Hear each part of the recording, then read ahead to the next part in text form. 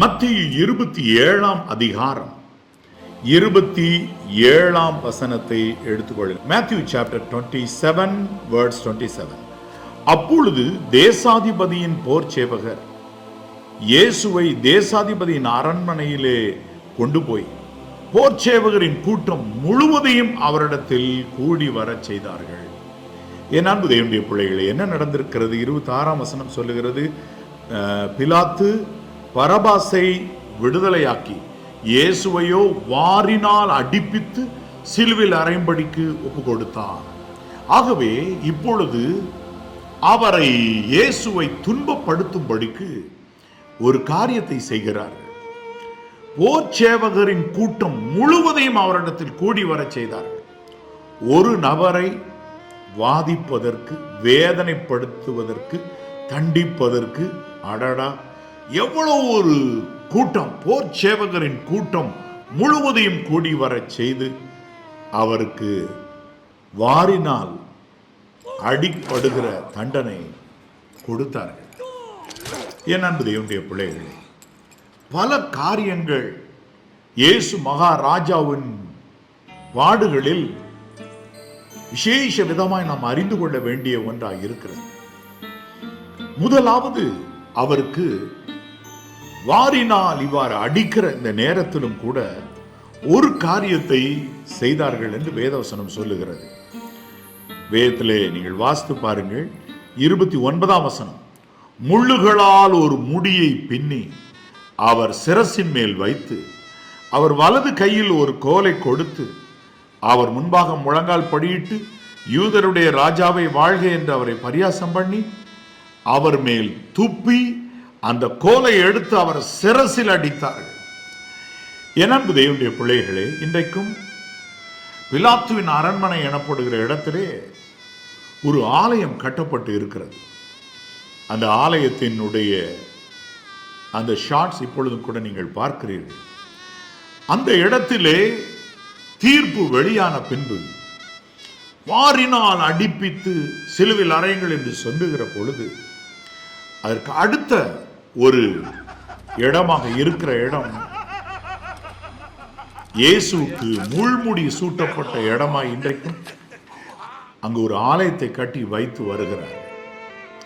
என் அன்பு தேவனுடைய பிள்ளைகளே, முள்ளுகளால் ஒரு முடியை பின்னி ஒரு கிரீடம் செய்து, முள்ளுகளினால் ஒரு முடி என்று சொல்லும்போது ஒரு கிரீடம், முள்ளுகளினால் ஒரு கிரீடத்தை பண்ணி அவர் சிரசின் மேல் வைத்து விட்டு யூதருக்கு ராஜாவை வாழ்க என்று அவர் கையில ஒரு கோலை கொடுத்து அவர் முழங்கால் படியிட்டு விட்டு அந்த கோலை அவர் கையிலிருந்து எடுத்து சிரசின் மேல் அடித்தார்கள். அப்படின்னா என்ன?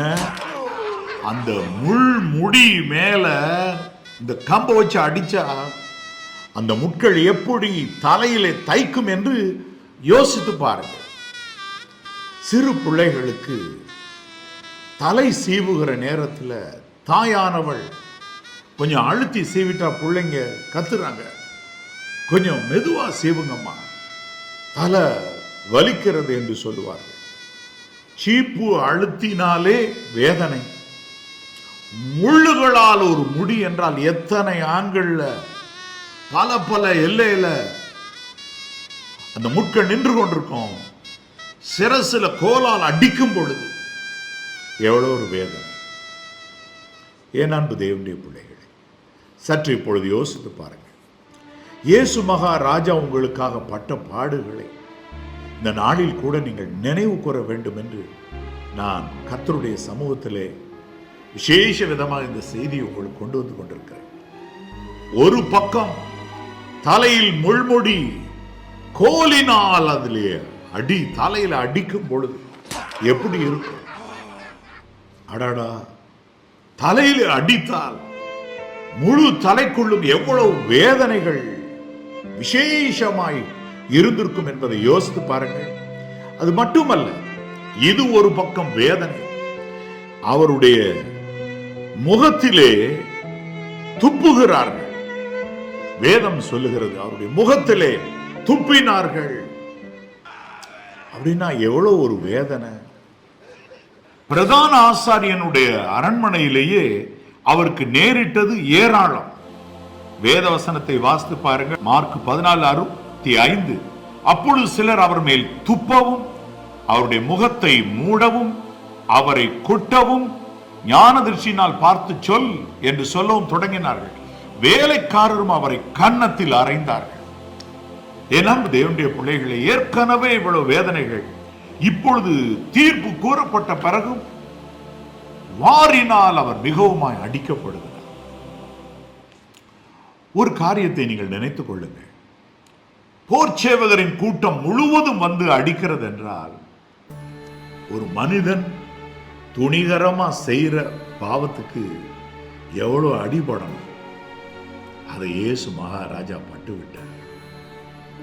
என் அன்பு தேவனுடைய பிள்ளைகளே, இனியும் துணிகர பாவங்கள் வேண்டாம், சிற்றின்பங்கள் வேண்டாம், இச்சைகள் வேண்டாம். கர்த்தருடைய பாதத்திற்கு ஓடி வருவீர்களா? என் ஆண்டவரே, என் தேவனே என்று குமாரனுடைய பாதத்தை முத்தம் செய்ய வருவீர்களா? குமாரன் கோபம் கொள்ளாமலும் நீங்கள் வழியிலே அழியாமலும் இருக்கும்படிக்கு முத்தம் செய்யுங்கள் என்று எழுதியிருக்கிறது. இவ்வளவு பாடுபட்ட இயேசு மகாராஜாவின் பாதத்தை முத்தம் செய்ய நீங்கள் ஏன் இன்றைக்கு ஓடி வரக்கூடாது? என் அன்பு தேவனுடைய பிள்ளைகளே, இதற்கும் அடுத்து நீங்கள் வேதத்திலே படித்து பாருங்கள். மத்தேயு 27 அதிகாரம் 32 போகையில் சிலுவையில் அறைய கொண்டு போகிறார்கள். போகையில் சிரேனே ஊரானாகிய சீமோன் எனப்பட்ட ஒரு மனுஷனை அவர்கள் கண்டு அவருடைய சிலுவை சுமந்து வரும்படி அவனை பலவந்தம் பண்ணினார்கள். சற்று யோசிச்சு பாருங்க. மரணத்துக்கு பாத்திரமாய் இருக்கிறார் என்று கிறிஸ்துவை தீர்ப்பு செய்து சிலுவையில் அறைய கொண்டு போகும்போது சிரேனே ஊரானாகிய சீமோனை சிலுவையை சுமக்கும்படி ஏன் சொல்றாங்க அப்படின்னா, இயேசு மகாராஜாவின் சரீரத்துல பலனே இல்லாத அளவு அடித்து நொறுக்கி இருக்கிறார், வேதனை படுத்தி இருக்கிறார். அவர் தானே சிலுவையை சுமக்கணும்.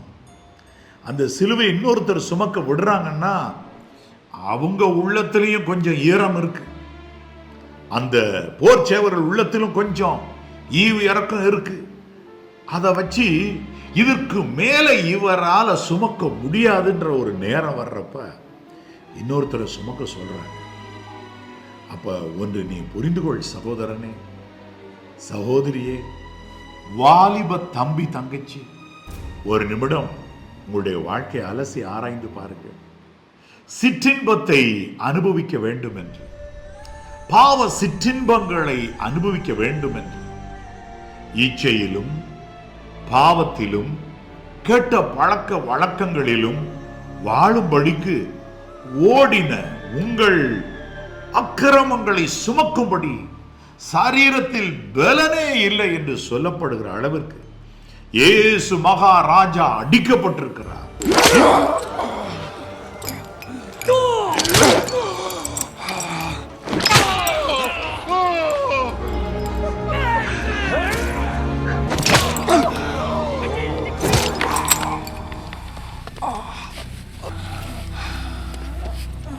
என் அன்பு தேவனுடைய பிள்ளைகளே, உங்களுக்காக நமக்காக இயேசு மகாராஜா பட்ட பாடுகளை இந்த நாளில் சற்றே யோசித்து பாருங்கள். சிகரெட்டை உங்கள் கைகள் எடுக்கும் பொழுது இயேசு மகாராஜாவின் முதுகில் விழுந்த சாட்டை அடி ஞாபகத்துக்கு வரட்டும். வேண்டாம் இந்த சிகரெட்டு, வேண்டாம் இந்த பீடி, வேண்டாம் இந்த லாகிரி வஸ்துக்கள். சிற்றின்பமாய் வாழுவதற்கு ஓடுகிற, தீமை செய்ய விரைந்தோடும் கால் என்று சொல்லி ஓடுகிற கால்கள், அந்த கால்கள் இல்லை இல்லை இப்பொழுது நிற்கட்டும். என் அன்பு தேவனுடைய பிள்ளைகளே, இன்றைக்கு ஆண்டவருடைய கைகளில் உங்களை ஒப்புக் கொடுங்க. ஆண்டவரே, மனம் இறங்கும். தீமை செய்ய விரைந்தோடுகிற என் கால்கள் நிற்கட்டும். இயேசு மகாராஜா சரீரத்தில் பலனே இல்லை என்கிற அளவிற்கு அடிக்கப்பட்டிருக்கிறாரு எனக்காக. போர்ச்சவரின் கூட்டம் முழுவதும் சேர்ந்து வந்து அவரை வாதிக்க நின்றிருந்து பாடுபடுத்தி இருக்குமானால் அது எவ்வளவு ஒரு பெரிய வேதனை. ஒரே ஒரு மிலிட்டரி மேன்ட்ட ஒரு சாதாரண தப்பு பண்ண, துணிகரமான தப்பு பண்ணின ஒருத்தர் அடி வாங்கினாலே எப்படி இருக்கும் யோசிச்சு பாருங்க. ஒரு போலீஸ்ட அடி வாங்கினா எப்படி இருக்கும் யோசிச்சு பாருங்க. போர் சேவகரின் கூட்டம் முழுசும் வந்து அடிச்சா எப்படி இருந்திருக்கும். இன்றைக்கு ஆண்டவருடைய கைகளில் உங்களை ஒப்புக் கொடுங்க. எனக்காகத்தானே இவ்வளவு வேதனைப்பட்டீர் ஆண்டவரே. ரகசிய பாவங்களில் வாழுகிறவர்களுக்காக இயேசு சிலுவையில் இந்த பாடுபட்டிருக்கிறபடியா ரகசிய பாவங்கள், மற்ற மனுஷர் கண் காணாமல் மறைவிடங்களிலே தேவனுக்கு விரோதமாய் நீ செய்கிற பாவங்கள், அசுத்த விதமான நிகழ்ச்சிகள், செல்போனிலே அசுத்தமான காட்சிகள் போன்றவைகளை பார்த்து நீ செய்த பாவங்களுக்காக பட்ட பாடுகளை பாருங்கள்.